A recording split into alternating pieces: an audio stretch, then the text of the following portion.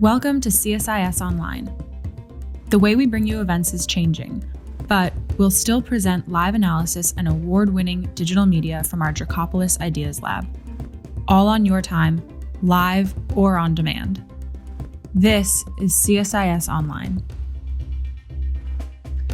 Hello, I'm Caitlin Welsh, Director of the CSIS Global Food Security Program. In partnership with the UN Food and Agriculture Organization's Liaison Office in Washington, CSIS welcomes you to our online event, A New Era for Climate Change and Food Security.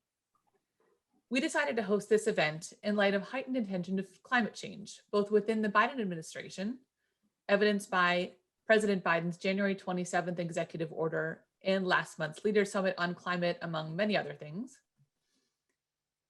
and globally within the UN climate change, with the UN Climate Change Conference set for later this year, and significant attention to climate change in several major multilateral events. Likewise, there remains significant attention to the relationship between climate change and food security. For example, the UN FAO and partners recently released a first ever report on climate change and food systems, finding that food systems account for more than 1/3 of global greenhouse gas emissions.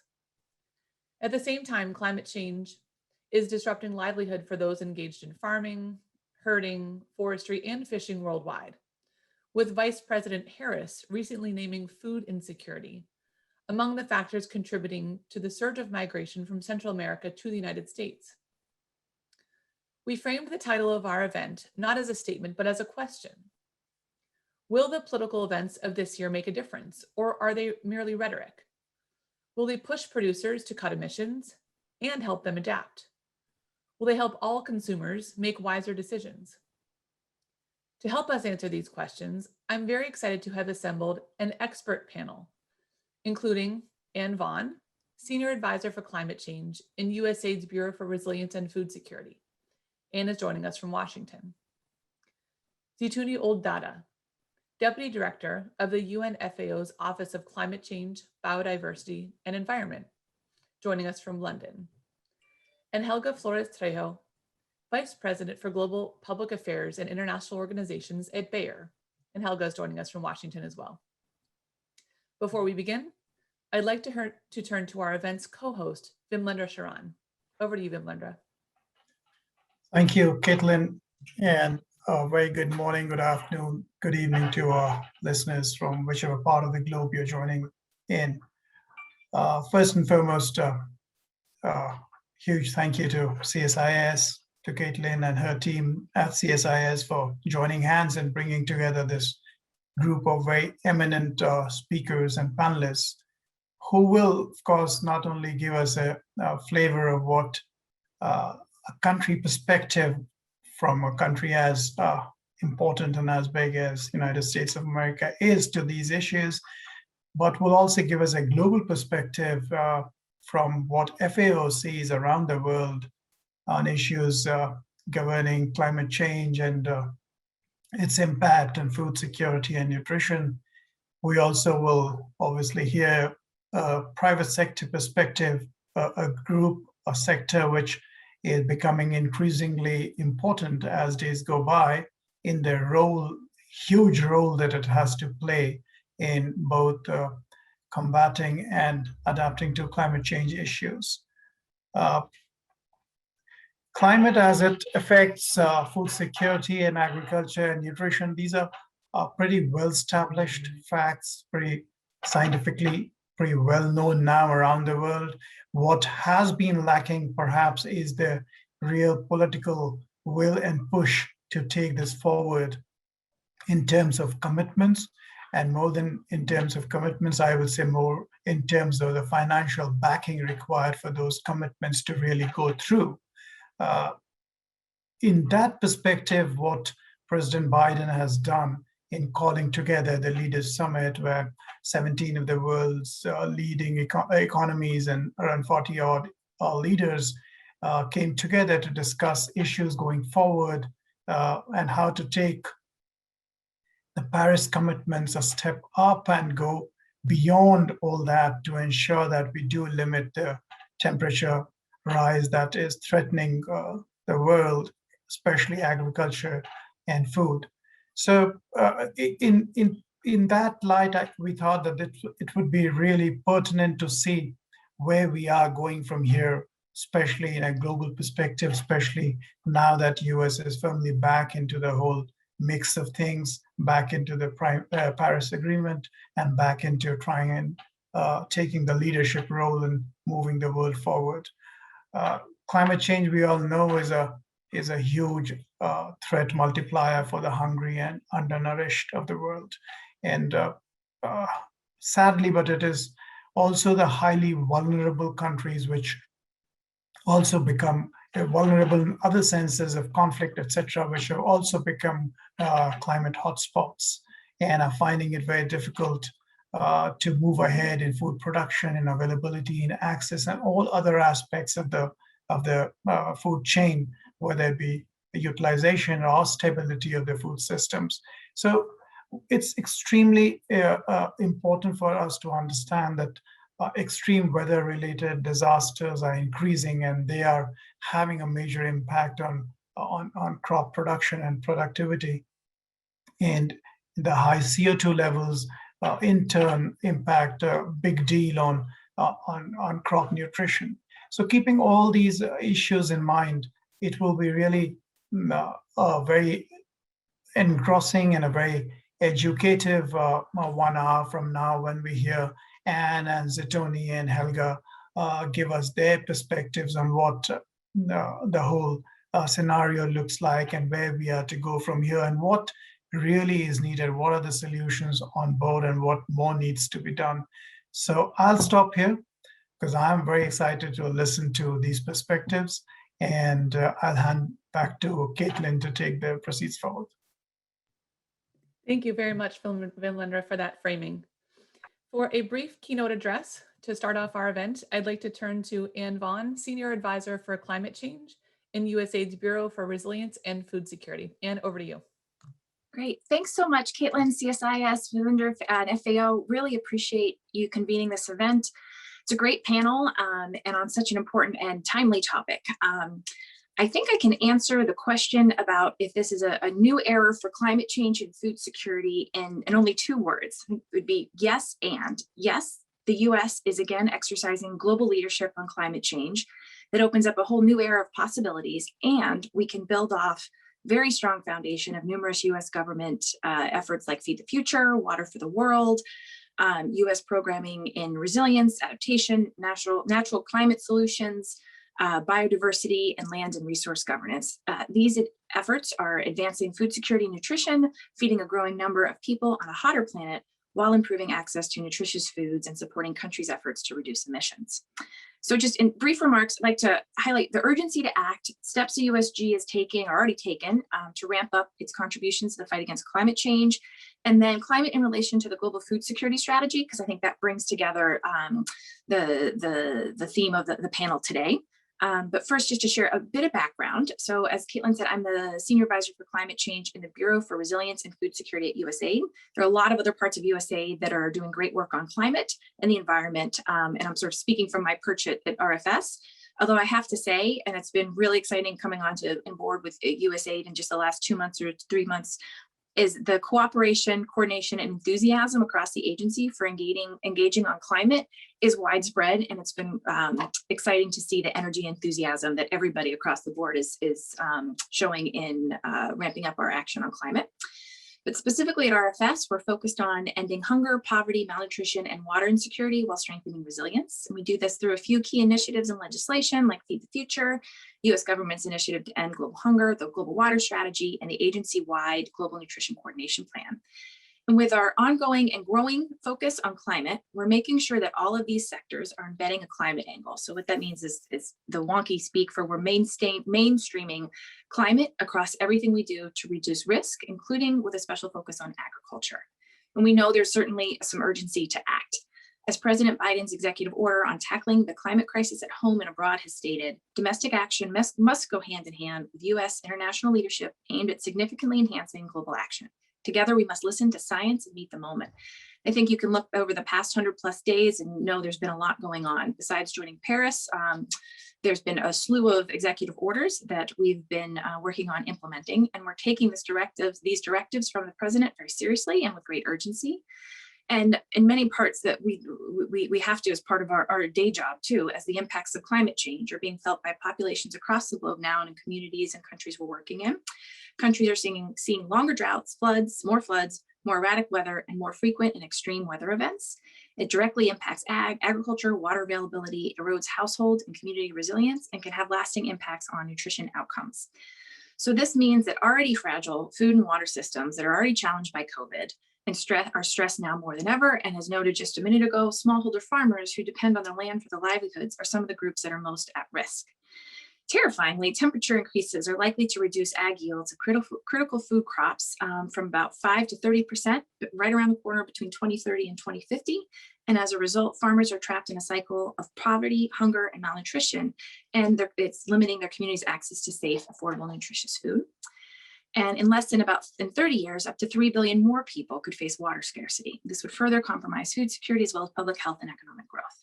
Ironically, agriculture in many of these hard-hit countries can also drive tropical deforestation. And to reach that 1.5-degree target set out in the Paris Agreement, this deforestation has to stop. USAID has longstanding programs to support our developing country partners in large-scale land use planning, climate finance, and policy development to reduce the pressure agriculture places on these carbon-dense landscapes and help farmers increase their crop yields with the land assets that they have. So as noted, we've already joined Paris, issued a variety of executive orders, and it really increased our climate action. We had the Climate Leaders Summit 2 weeks ago, and the president's speech even last week. You can tell the Biden-Harris administration is prioritizing action on climate change and elevating that political will mentioned earlier. The administration is seeking to work with partners around the globe to make up for the lost time, maximize progress, raise our collective ambition to meet the climate challenges. And we know USAID plays a key role in the Biden-Harris administration's bold climate efforts by working with partner countries to reduce emissions, sustainably develop their economies, and increase climate resilience. With about a quarter of emissions caused by deforestation, land degradation, and ag, we're working to help partner countries advance natural climate solutions. This includes reducing emissions and capturing carbon by combating deforestation, improving conservation of carbon-rich forests and landscapes, while also improving the ability of safe and nutritious food, water security, jobs, and increasing resilience. We're also playing a leading role for the US government in enhancing equitable climate resilience for the most vulnerable, as climate justice is also a key cornerstone of our work. USAID helps partner countries strengthen their capacities to better manage climate and disaster risk, maintaining global food and water security, preventing the spread of vector-borne diseases, fostering inclusive growth, and reducing conflict over resources in the face of a changing climate. We're also the lead federal agency coordinator for responding to international climate-related disasters, which we know are increasing. So we've got a strong record already working on climate that we want to and are strengthening even further. And we're excited that also announced at the summit 2 weeks ago, we are developing a climate change strategy that will release at COP26 later this year. The strategy will look at all sectors, reflecting USAID's commitment to identify and act on opportunities to support our country partners to adapt to climate change, reduce emissions across a full set of development programs. And we greatly welcome thoughts and engagements on what the strategy can and should do to meet the challenges we face and solidify this new era for action that we're talking about today. We're specifically responding also right now outside of the climate change strategy to 3 executive orders that's helping us further mainstream climate into our programming and strategies and policies. So we're really busy on the climate front, which is obviously closely linked to food security, as climate change both requires rapid adaptation and support for mitigation, including climate smart agriculture, which increases yields and seeks to adapt and mitigate. So we have a lot to build on in our food security work, luckily. So just a couple highlights because we're proud of this effort. Last year, Feed the Future celebrated its 10th anniversary. Since the start of this initiative, Feed the Future lifted 23.4 million people above the poverty line, helped over 3 million children live free of stunting, and unlocked $3.5 billion in financing for food security. And then speaking about sort of the resilience of food systems and that is so needed to deal with shocks and stresses, our ongoing relationship with partners and host countries and the private sector and civil society to scale appropriate technologies is help meeting urgent challenges, including how we've responded to COVID response, including how we're engaging on COVID and helping with the response and recovery. And it's important to keep the resilience and the hopeful perspective in mind that we can pivot and shift, especially when we think about the global challenge of climate change. Because while climate change is one of the biggest threats to all of our livelihoods and the nutrition of the most vulnerable today, we again just can't stress enough, we have been working on resilience, climate resilience over the years, from predicting floods before they devastate communities to providing farmers with seeds that are heat and drought tolerant and pest resilient. So we've invested in this research and innovation early on, and we're already seeing how these investments strengthen communities' resilience to the mounting challenges of climate change. This work will take on a renewed importance and urgency as our global food system struggles to feed a growing population. And on the nutrition front, we risk losing an entire generation of children due to ongoing and compounded challenges of COVID, climate, and conflict. At the same time, we recognize that ag, especially in developed countries, contributes to climate change. And that's why we're helping farmers produce more with less, more nutritious food with less of an environmental footprint. That's possible in large part through the ingenuity of a lot of our partner universities, through the Feed the Future Innovation Labs, that are developing innovations like flood and drought resistant seeds and varietals resistant to pests and getting them in the hands of smallholder farmers. We're also working with local government, civil society, and private sector to better manage climate risks through innovative disaster risk financing. And these investments now are helping farmers adapt to changing climate and are essential to laying the groundwork for a more resilient world. Happy to get into some exciting examples, but one of my favorite is through the investing in research with US universities and partners to develop, over the last decade, to develop a variety of maize that's drought tolerant and able to adapt to conditions on the ground. And then when drought hit Southern Africa in 2016, 6 million farmers were able to plant this new seed and remain resilient. And across 13 countries, they grew enough to make 160 million more during the drought than if they had grown regular maize. So we need more types of interventions like this and innovations like this to help meet the challenge of climate change. But we know more still needs to be done. And we're hearing that loud and clear through our Global Food Security Strategy update. As you may know, we're updating the current strategy, which expires this year. And we've had an extensive consultation process, consulting more than 400 stakeholders from the field to our partners in Congress. Climate featured prominently across all of these discussions, and we're hearing resoundingly that addressing the immediate and long-term impacts of climate change underpins the achievement of our objectives and the ability of people, systems, countries, and communities to sustain development outcomes. And while climate change is by no means absent from the current GFSS, consulted stakeholders consistently encourage us in the Feed the Future Interagency to think bigger and more comprehensively about making climate change more prominent in the updated strategy. So I'm real excited we're drafting the climate change strategy and doing the update of the global food security strategy now, and welcome and encourage input from all of you to collect the best and biggest ideas to really meet the urgency of this time. I hope this is a start of a longer conversation, and turn back to Caitlin to hear from the rest of these great panelists. Over. And thank you so much for that excellent survey of everything that's happening within USAID right now as it relates to climate change and food security. So just a couple questions for you before we move on to our next speaker. One is simply about the existence of your position within USAID right now. This is a new position. It didn't exist in prior administrations. So I think that in and of itself is evidence of attention to climate change. Can you speak to that briefly? No, sure, thanks. I think it highlights the fact in the prioritization that the administration recognizes how much of an impact climate has on the sectors that are the Bureau for Resilience and Food Security has, so water, ag, and nutrition. So it's been a pretty exciting time and job to work on and help try to further elevate climate change in the Bureau. But I also have to say there's really been good climate work done throughout even the last couple years, and really good climate staff at USAID who have been diligently working on these issues.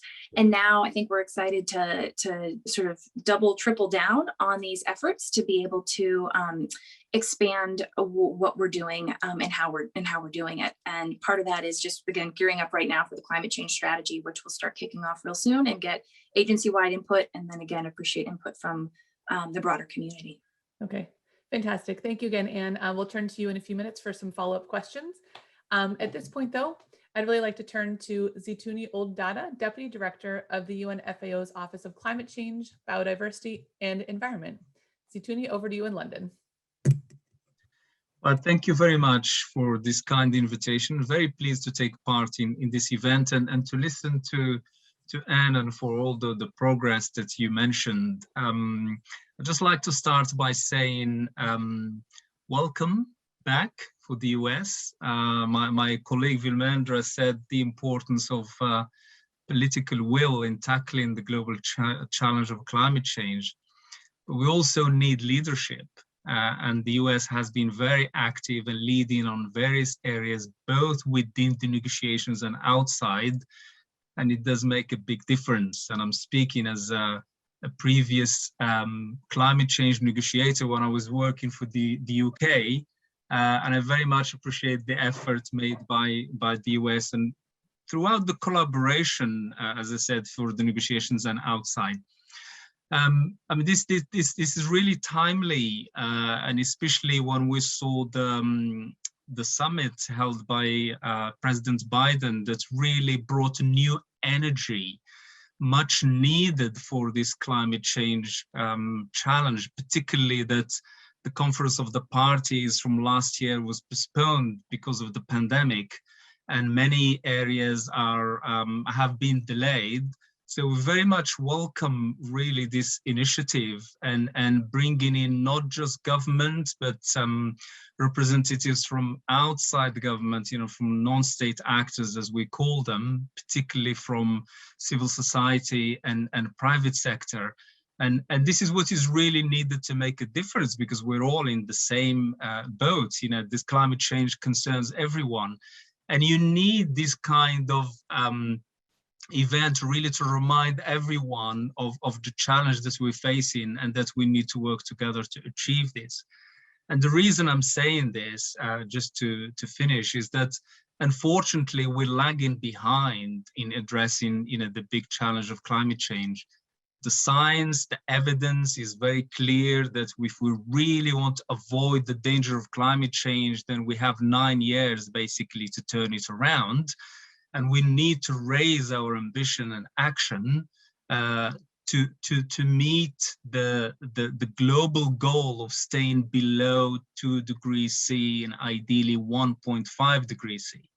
At the moment, if you put all the effort from everyone around the world together, they take us just like a third of the way towards reaching this objective. So you can imagine the challenge that we're still facing, because we often underestimate really the effort that we need. So that's why the return of the US and this impetus, the new impetus, really is going to be very much appreciated and is much needed.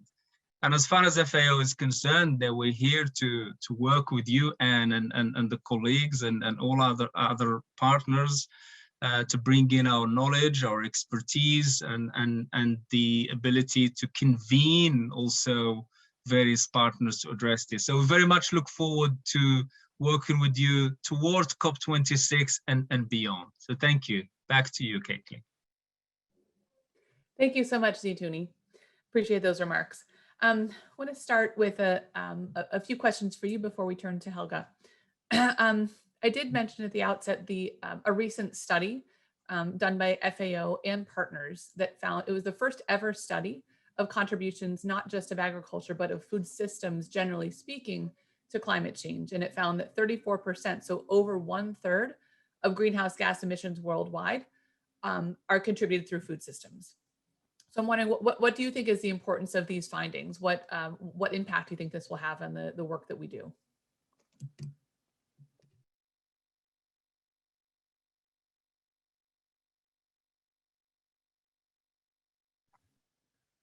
Yep, over to you, Zitouni. What do you think? Thank you. I wasn't sure if you're addressing the question to me. Yes, indeed, this finding is very important. What it means is that agriculture is an important contributor to greenhouse gas emissions and therefore to climate change. And it is one of the largest drivers to climate change and biodiversity loss. We shouldn't forget about that either in terms of the impact of emissions. What this means also is that there are challenges, obviously, and opportunities that comes out of it. Challenges in the sense that what this shows is that the sector needs to be more efficient in the various stages of production and processing and consumption to reduce this large amount of greenhouse gas emissions. So in terms of challenges. And the reason for this, as it was mentioned earlier, is that climate change does affect crop yields. The Intergovernmental Panel on Climate Change in its report recently showed that when we look at global warming of 1.5 degree Celsius, maize crop yield reductions would be around 10%. But if we look at the current trajectory of how we're doing to address climate change, these reductions would be around 20%. So there is a clear impact on food production and food security. And if we link this to the state of food security and nutrition around the world, and this is one of the flagship reports that FAO publishes every year, at the moment we have around 700 million people who go hungry. And climate change and conflicts have been identified as some of the key drivers to this hunger, who has been increasing throughout the last 4 years. So the cumulative effect, if you like, of changes in climate is already undermining all the dimensions of food security, including the availability of food, the access, the utilization, and the stability of food production. So this threat will continue unless we're able to reduce these emissions and to make sure that the sector adapts to the impact of climate change and become resilient to climate change.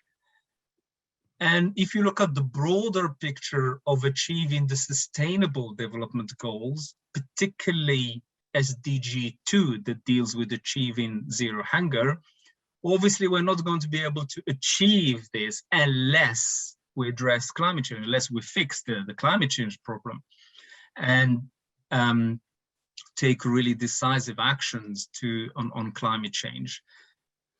And also climate change cannot be addressed without managing agriculture and food systems and managing our natural resources. So this is what this means. And as my colleague Vimerenda mentioned earlier, the other impact of these emissions is on the quality, the nutritional quality of crops and plants, because these high levels or high levels of concentrations of carbon dioxide in the atmosphere affects the content of some nutrients such as iron and zinc in plants. It decreases this level in plants and therefore leads to deficiencies and undernutrition. Okay. So these are just some examples of some of the impact that what this means in terms of practice. And there are opportunities obviously associated with this. If we have time, I'll be happy to come back and elaborate on. Thank you. That is something I'd like to come back to. And thank you for noting the impact of climate change on crop yields. I think as we both know, climate change affects all sectors of agriculture, farming, herding, forestry, and fisheries as well. So, appreciate those remarks, and we'll certainly turn back to you for some follow-up questions as well. And with this, very pleased to turn to Helga Flores Trejo, who is Vice President for Global Public Affairs and International Organizations at Bayer. Helga, over to you. Thanks so much, Caitlin. Let me start by saying that at the outset, really, of the pandemic, it is clear that 2021 is a decisive year for climate action, and Situni and Anne have made this also very clear. Now, for me, it means also that 2021 needs to be the year that we show how agriculture is part of the solution towards climate change. And it's not always seen that way. But if you look at also at the White House Climate Summit, it was first really encouraging that it brought more speed and scale toward that climate action that we need. And second, it was also interesting that nature-based solutions were featured so prominently there. And this is why we also at Bayer focus our sustainability goals very much at the intersection of agriculture and climate change. So I thought I will give you two examples of agriculture as part of the solution and innovation towards resilience, and as part of the solution towards emissions reduction. Let me start by resilience. And here a disclaimer, I'm born in Mexico, so corn, for me is everything. And if we know exactly corn, there's approximately 1.1 billion metric tons growth corn globally every year. Now, in Bayer, we're developing a corn that is shorter, and therefore we call it short stature corn, that because it is shorter and more compact, it has proven to be much more resilient to winds and extreme weather patterns. I'm excited about it also because of being it more compact, it uses 20% less land for the same yield. Furthermore, because it grows deeper, the roots grow deeper into the ground, it has proven that it is more able to capture CO2 in soil and keep it there. And finally, what's really interesting is that it's better able to survive extreme droughts and use less water. So it is exactly this type of crops that we need in order to increase the resilience of farmers. And if you look, I think, Caitlin, you and I were talking before, if you look at some of the dramatic scenes from the Northern Triangle, where people are immigrating, and part of it, not all of it, but part of it is also the destruction of their livelihoods and the farms. I think this is the type of solutions that we need to make available. Second example, emissions reductions. This is also key, because we talk a lot about how agriculture accounts for a large part, almost 1/5 of the emissions globally. But here's what we're working on to capture emissions.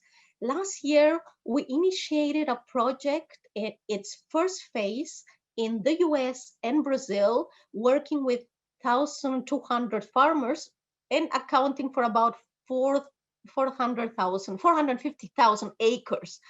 What we are doing here is really supporting them to capture emissions by giving capacity building towards the climate smart practices, whether it's no-till or cover crops, and digital solutions.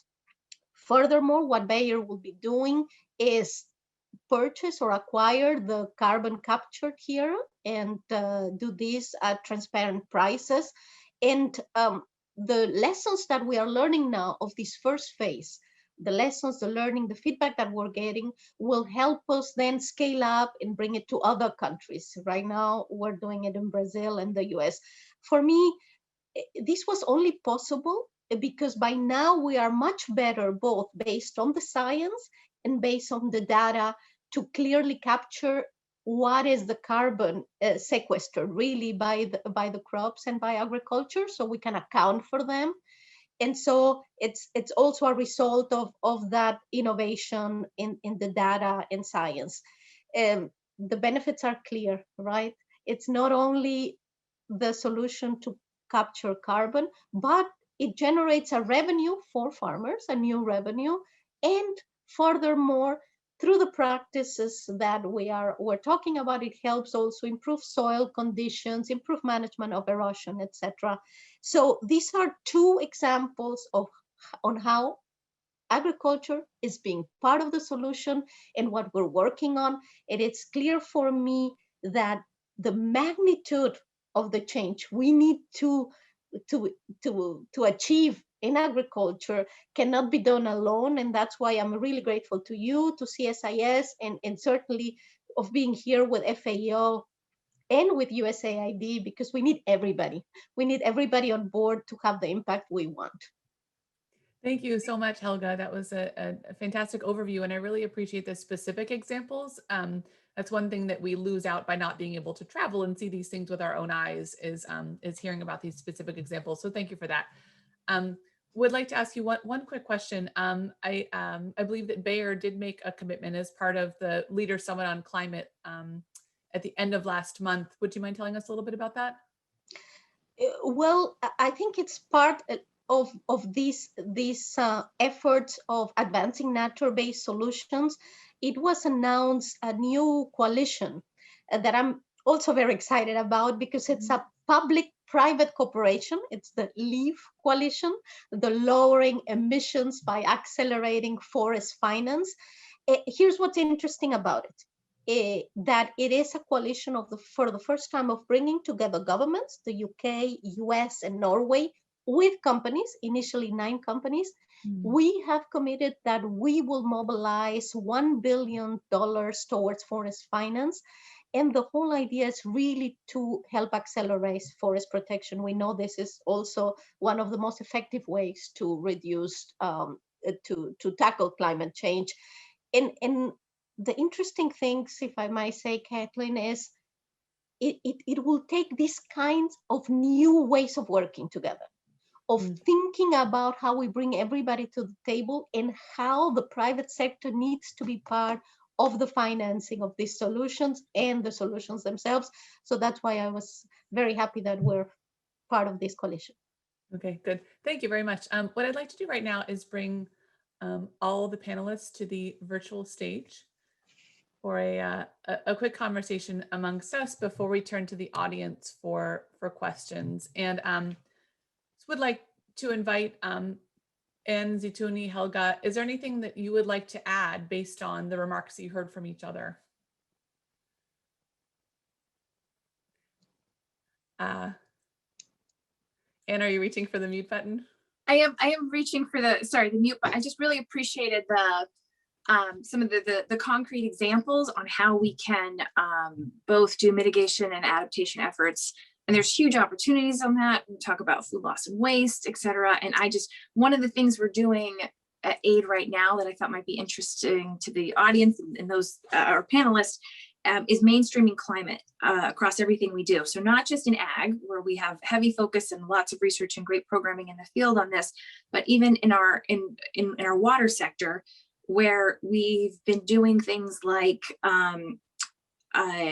developing mainstreaming field toolkit for the field, which requires activities to apply standard indicators on programming we're doing right now, where it's appropriate, so that we can actually count some of the mitigation efforts that we're doing. So for example, we're helping countries build solar powered water systems that could be used for irrigation and just also used by communities.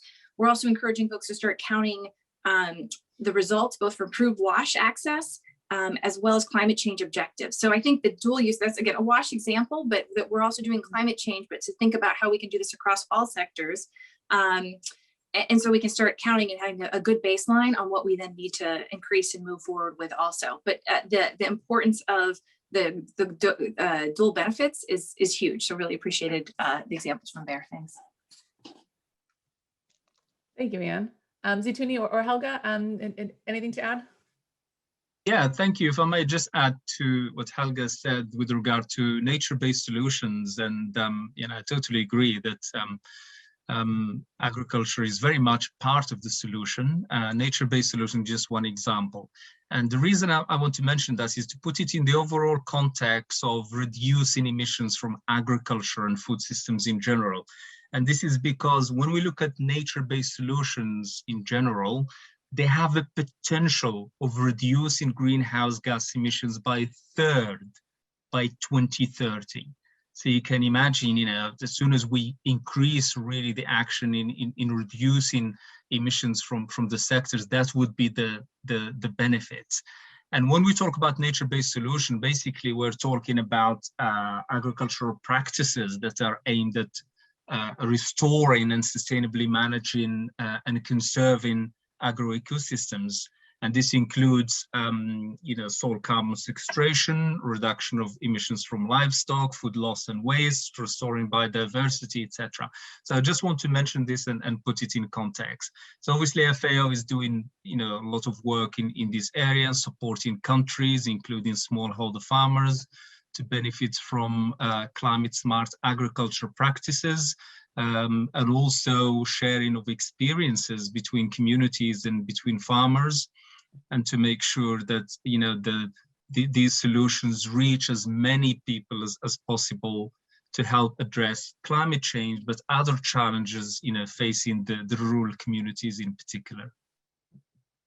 Good. Thank you, Zitouni. Helga, any additional comments from you? No, not for the moment, Caitlin. Okay. Good, thank you. Well, one thing I'd like to do before we turn to audience questions is to ask Zitouni and Helga to answer the question that Anne answered, which is, do you think that this is a new era for climate change and food security? Zitouni, what do you think? I wouldn't say it's a new era. I think it's been going for a while. There've been so many efforts happening. It just, we've been slow, basically. So I wouldn't define it as a new era, because the facts are clear, and the challenges are very clear. And what we need to do is very clear. We just need to get on and do it. We need political will, absolutely. We need the participation of everyone, not just private companies, but everyone. And this is the main point I want to make, is that, you know, climate change concerns everyone. We shouldn't just look at it as a responsibility of government or private sector or innovation. Everyone has a bit to do, and we all have to look at our lifestyle and our consumption patterns, our diet, you know, how we use energy, how we use transport, natural resources in general, and just see what we can do as individuals to take just small actions to make a difference, basically. And that's really the main point. Thank you. Good. Helga, what do you think? Well, let me say this, Caitlin. We better make it a different era, meaning it has to be about action. Stop talk. It's really about now the impact. Zitouni mentioned it. We have 9 years. So we don't have the time. So we better make really the decisive time for us. Okay, good. Great answer. Thank you. So turning to some questions from the audience, one line of questions that I'm seeing has to do with the differential impacts of climate change in different regions around the world. So some regions are experiencing temperature rises to different extents than others. Some regions are experiencing increases in precipitation, others decreases. So how, you know, from your individual perspectives, how are you tailoring solutions, including using very location-specific data to help producers reduce emissions and to help producers adapt to climate change? So I guess the question is, can you give some examples? And this is for Anne, Zitouni, and Helga, whoever would like to answer it first. How are you tailoring solutions at very local levels? I could jump in. We've got climate information, getting it in a way that smallholder farmers and producers can use it is incredibly important to deal with climate change. This is one of the biggest challenges. And when you look at adaptation, it's hard to adapt if you don't know what's coming down the pike. So USAID has for years a long-term partnership with NASA called Severe, that has helping people in more than 45 countries access and use satellite imagery and climate and weather information to make better decisions on the ground about development, including ag. So it's really helpful, obviously, in the ag space. And we've got 7 hubs across the world that partner with regional technical institutions. So we're also building the capacity of local partners and to help integrate science into useful products. Again, not just numbers, but like, how do we use this information to better prepare for where there might be water for pastoralists to be able to bring their cattle so that they don't lose cattle, and can continue to be able to live and do pastoralist activities. But it's helping bring better decisions about livelihoods, disasters, because you can also do for flash floods and floods and longer term weather events. So it's pretty exciting. It's really needed, and helping update and ensure that especially smallholder farmers have digital access to this type of information, so they can also just use it and plan, is really helpful and empowering to people around the world. I'll stop there. Thank you, Anne. Zitouni or Helga? Yes, I mean, definitely, the solutions, they have to be tailored at the local level. Obviously, we can't assume that just, one solution is going to resolve all the issues that are, in the regions or in particular countries or under certain circumstances. It has to be tailored to what the local circumstances are facing. And here, you have to look at the climate change in the local context. Is it an issue of capacity? Is it an issue of availability of water? Is it an issue of access to information? Is it an issue of indigenous people and maintaining indigenous practices? And that's really key. Obviously, climate change affects everyone, but affects people in different ways. There are areas where we thought we never have droughts, and suddenly you started to experience droughts. And other areas we never thought we'll have floods, including in the US and south of France, etc., that happened recently. So we have to look at the reality on how things are evolving with regard to the impact of climate change. Wherever tools and knowledge and policies we need to put in place, we need to tailor them to the local context, absolutely, and make the most of the local knowledge as well. But here, unfortunately, there are challenges because not everyone has access to information, technology, and innovation. And in order to look at the local context, there are certain things that can make a big difference to the local context. I'll give you an example. If we look at smallholder farmers in certain areas where having access just to mobile phone, for instance, can make a big difference in at least having information for local condition in terms of weather, but also access to markets, price of commodities, etc. And that can make a big difference. So we definitely have to look at the local context. We have to plan globally, if you like, but the action has to happen at the local level to make a big difference. Action at the global level, of course, in terms of setting political direction, etc. But at the local level, it has to happen and to take into account the local circumstances and realities. Sure. Thank you, Zitouni. Helga?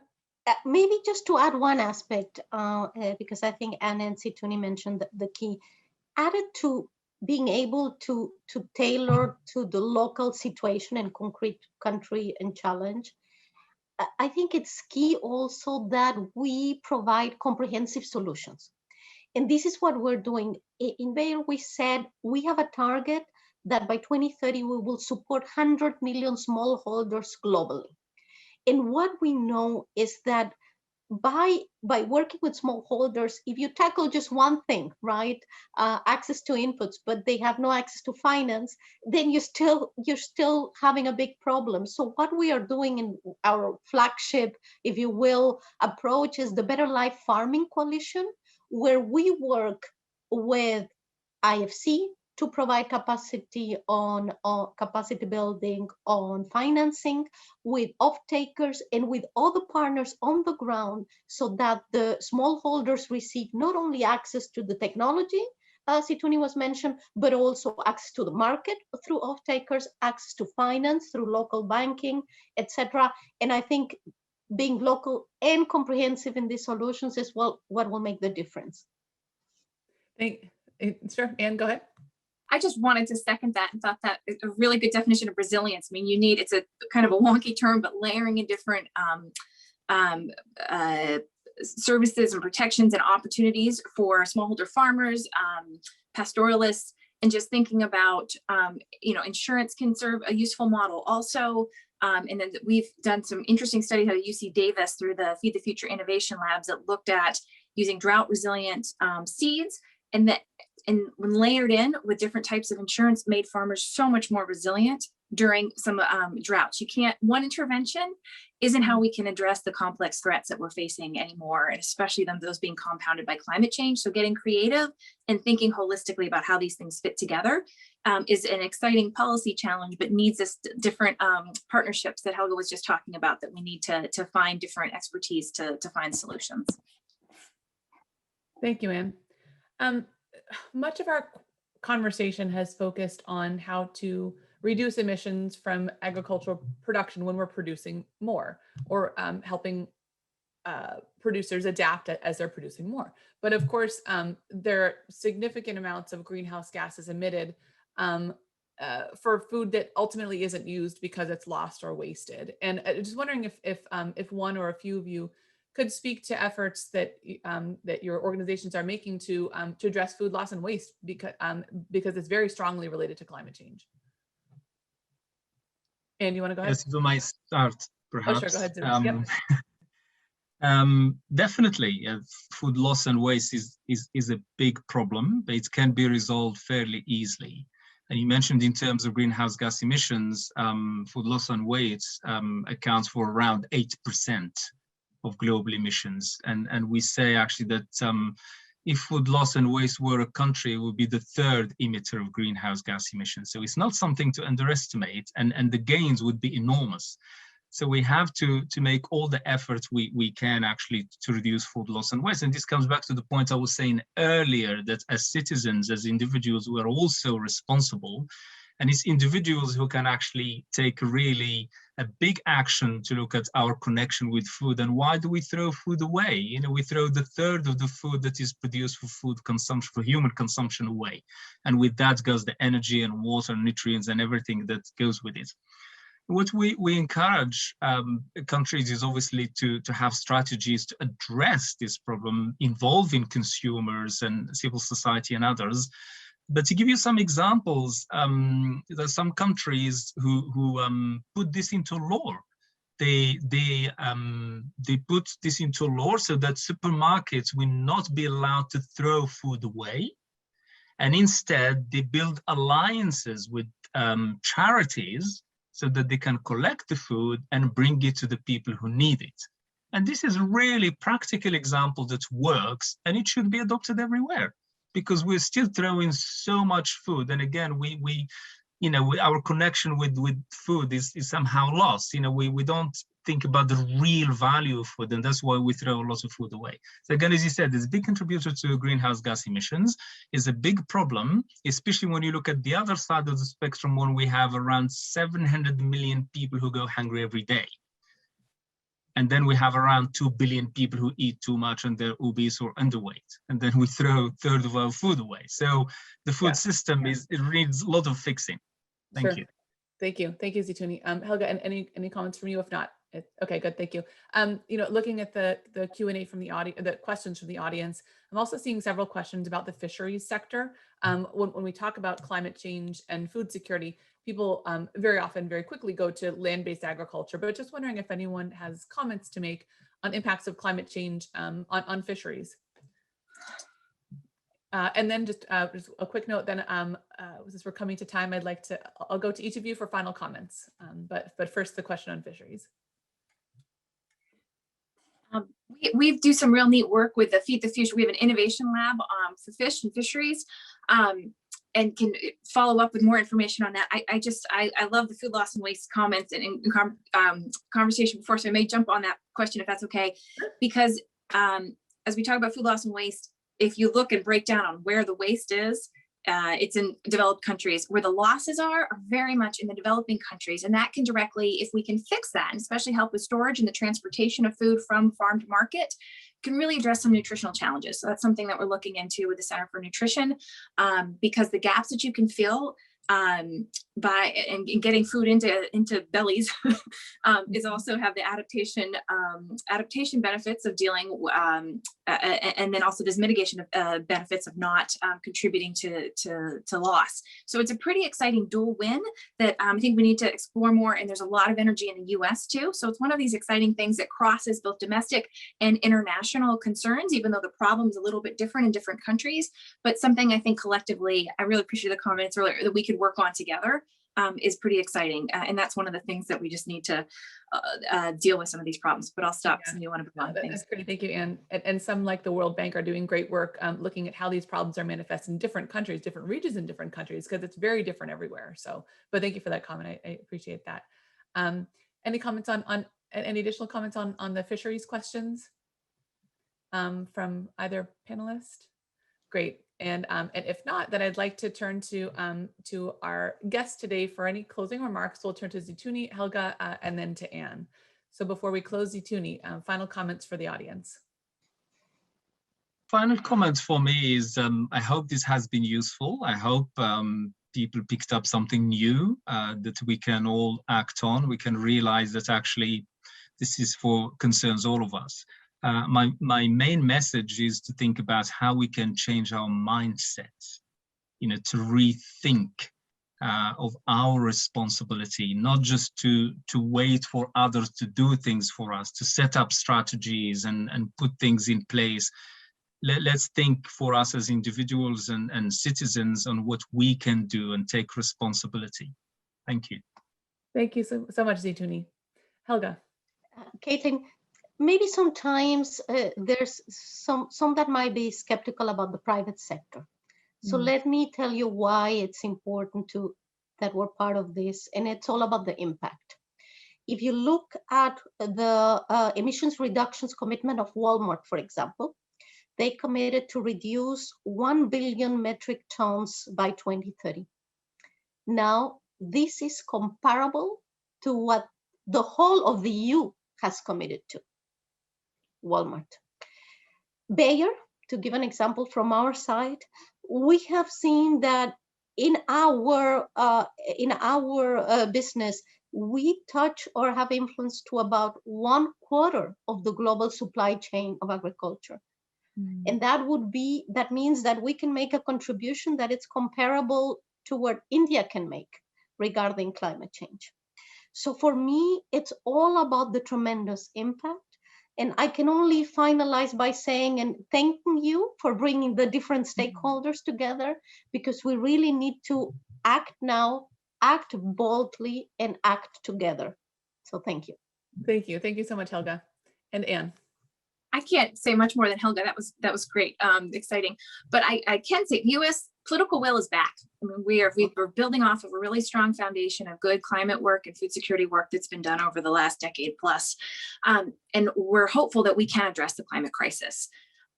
We're excited that, and speaking of whole of society sort of approach, that we'll have an engagement process for drafting the climate change strategy. So we'll be soliciting comments and want some of these big and bold ideas that have been shared today, and looking forward to partnering with folks to move forward so we can address this challenge moving forward. Thanks, over. Thank you. Thank you so much, Anne. And thank you everybody else for joining us today. I'd like to again thank our distinguished panelists for being with us. I'd like to again thank FAO's Liaison Office and Office for North America for their partnership in today's event. And I'd like to thank the CSIS Global Food Security Team, Eilish Zimbilci and Eliza Lauter, and the CSIS External Relations Team for producing today's event. And again, I'd like to thank our audience for tuning in. Clearly there was significant energy, obviously not just in the political realm and the private sector and among multilateral organizations, but within our audience. So thank you very much to the audience for tuning in and for your excellent questions. Please visit us at csis.org for more information, and please follow us at on Twitter at CSISFood. And again, thank you.